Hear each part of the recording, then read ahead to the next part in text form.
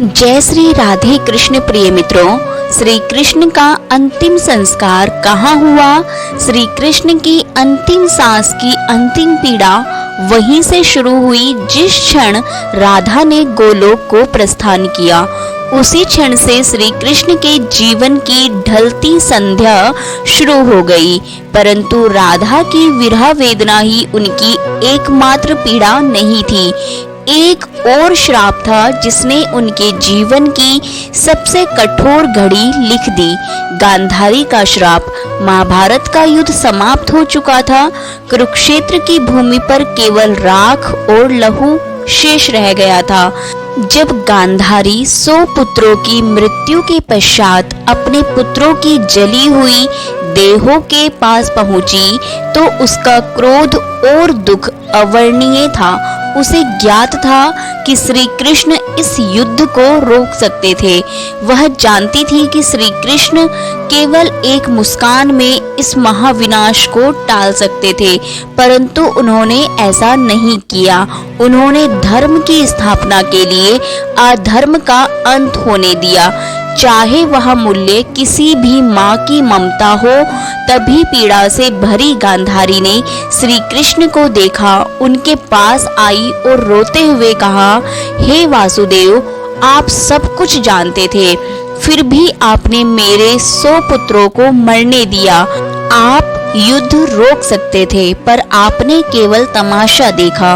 मेरी ममता की आग आज आपको भी छुएगी। मैं आपको श्राप देती हूँ, ठीक वैसे ही जैसे मेरा वंश समाप्त हुआ, वैसे ही यदुवंश भी नष्ट होगा और आप भी अपनी मृत्यु को अकेले अपनों से बिछड़कर एक तीर की पीड़ा में अनुभव करेंगे।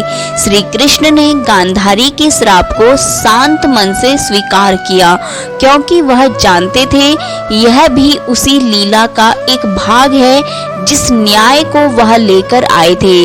उसी न्याय की अग्नि अब उनके अपनों को भस्म करेगी। गांधारी का श्राप, राधा की जुदाई और यदुवंश का अंत, यही वह अंतिम अध्याय थे जिसने श्री कृष्ण के मानवीय रूप को सबसे गहरे ध्वक से भर दिया। अब जानिए कैसे त्रेता युग में श्री राम द्वारा दिया गया वरदान बना द्वापर में श्री कृष्ण की अंतिम लीला का कारण। अगर आपको श्री कृष्ण की अंतिम सांस के बारे में आगे बढ़ना है तो चैनल को सब्सक्राइब करें। त्रेता युग का वह समय था जब राम ने रावण का वध कर अयोध्या लौटकर राम राज्य की स्थापना की थी।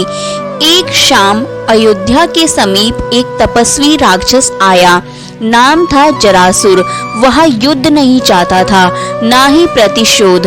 वह सिर्फ एक उत्तर चाहता था। जरासुर ने राम से कहा, प्रभु, आपने धर्म के लिए असुरों का नाश किया, लेकिन क्या कभी मैं भी आपकी परीक्षा ले पाऊंगा? क्या मुझे कभी वह अवसर मिलेगा जब मैं आपके मार्ग में अंतिम बाधा बनूं? राम ने मुस्कुराकर उसकी ओर देखा। वह कोई साधारण प्रश्न नहीं था और राम कोई साधारण उत्तर नहीं देने वाले थे। राम बोले, जब मैं द्वापर में श्री कृष्ण रूप में जन्म लूंगा तब तो मनुष्य रूप में जन्मेगा और वही जीवन मुझे वह अवसर देगा जिसकी तू आज याचना कर रहा है। तेरे हाथों ही मेरी लीला इस धरती पर पूर्ण होगी, यह मेरा वचन है। जरासुर झुक गया। उसने नहीं जाना कि वह वचन युगों बाद एक महारहस्य का कारण बनेगा। समय बीतता गया, युग बदले और द्वापर में वह वचन धीरे धीरे कृष्ण के अंतिम क्षणों की ओर बढ़ने लगा। जब लीला पूरी हो चुकी थी और ब्रह्मांड का सबसे बड़ा प्रेमी अपने सबसे गहरे अकेलेपन में डूब चुका था, वो द्वारका का अंत था। सब कुछ समाप्त हो चुका था। यदुवंश का नाश, रणभूमि की गूंजती चित्कार और अपनों की ही तलवारों से बिखर चुका भविष्य। श्री कृष्ण अब अकेले थे।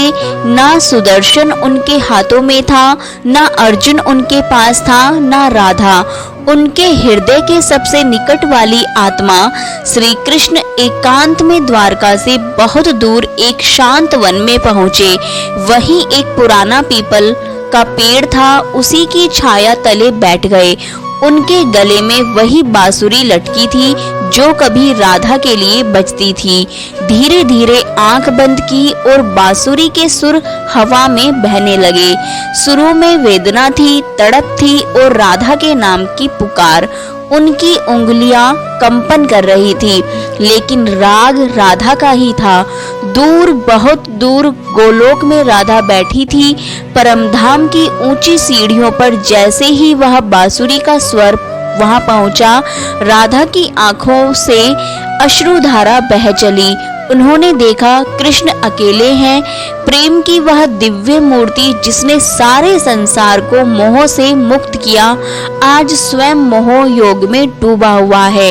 राधा ने कांपती आंखों से कृष्ण की ओर हाथ बढ़ाया, पर वे उन्हें छू नहीं सकती थी। गोलोक की देवी परम ब्रह्म स्वरूपा राधा, जिसे सारा ब्रह्मांड पूजता है, आज कृष्ण के दुख के सामने असहाय हो चुकी थी। प्रभु, अब बस कीजिए, राधा की आत्मा ने रोते हुए कहा। मुझे वापस आने दीजिए। मैं फिर से आपकी बांसुरी के स्वर बनकर लौटूंगी। मैं फिर से वृंदावन की कूंजों में बहूंगी। पर मुझे यह अकेलापन नहीं देखा जाता। पर कृष्ण मौन थे। बांसुरी बंद नहीं हुई, बस स्वर धीमे हो गए, जैसे किसी नदी की अंतिम लहरें पत्थरों से टकराकर थक चुकी हो। आकाश स्तब्ध था, धरती निशब्द थी और समय उस क्षण के आगे बढ़ना भूल गया। जब ईश्वर भी थक गया, धीरे धीरे सांझ उतर रही थी। पीपल का वह पेड़ जो वर्षों से बस एक साक्षी था, आज श्री कृष्ण की अंतिम सांसों का गवाह बनने जा रहा था। उसकी जड़ों के पास एक थकी हुई बैठी थी वह देह जिसने पूरे युग को चलाया, जिसके इशारे पर धर्म टिका रहा। आज वही देह, वही शरीर कांप रही थी। अकेली, शांत और टूटी हुई कृष्ण की आंखें बंद थी, लेकिन मन में बवंडर चल रहा था। एक जीवन जिसमें कभी विश्राम नहीं मिला। मैं जन्मा तो माँ की गोद भी पूरी नहीं मिली। देवकी की कोख से जन्म लिया, पर पहली बार जब आंख खोली, मेरे चारों ओर जेल की दीवारें थी। माँ यशोदा ने पाला, पर जन्म देने वाली माँ को देखने तक ना मिला। माँ के स्पर्श की तलाश, बालपन की मासूम हंसी कभी जी नहीं सका। जिस उम्र में बच्चे कंद मूल खाते हैं, मैं राक्षसों से लड़ा और फिर आया प्रेम। राधा मेरा सबसे सुंदर, सबसे निर्मल अनुभव, पर क्या मिला? ना नाम के साथ जुड़ सकी, ना साथ के साथ जीवन भर चल सकी। मैंने प्रेम किया पर निभा ना सका। हर जन्म में उससे बिछड़ना लिखा था। क्या यही प्रेम था? मैं राधा को छोड़ आया, वृंदावन को छोड़ आया और पीछे छूट गया मेरा मन, मेरा बचपन। बचपन से ही कंधों पर समाज, युद्ध, न्याय, धर्म का भार था। कभी द्रौपदी के चीर की रक्षा, कभी अर्जुन की मोह में डूबती बुद्धि को जागृत करना। महाभारत लड़ा, लेकिन क्या पाया? हर अपनों को खो दिया। कर्ण जो भाई था मारा गया। भीष्म जिनसे नीति सीखी, शेरसैया पर छोड़ना पड़ा। द्रोण जिनसे ज्ञान पाया, रण में गिरा दिया। पितामहों को, भाइयों को, पुत्रों को, सबको मिटा दिया। मैंने धर्म बचाया, पर अपना ही कुल नहीं बचा पाया। यदुवंश अपनों के हाथों, अपनों का वध मैंने सब खो दिया। आज ना बलराम है, ना सुदामा, ना अर्जुन, ना राधा, ना वो वृंदावन मेरे पास है। तो सिर्फ एक बांसुरी जिसे अब सुनाने को कोई कान नहीं।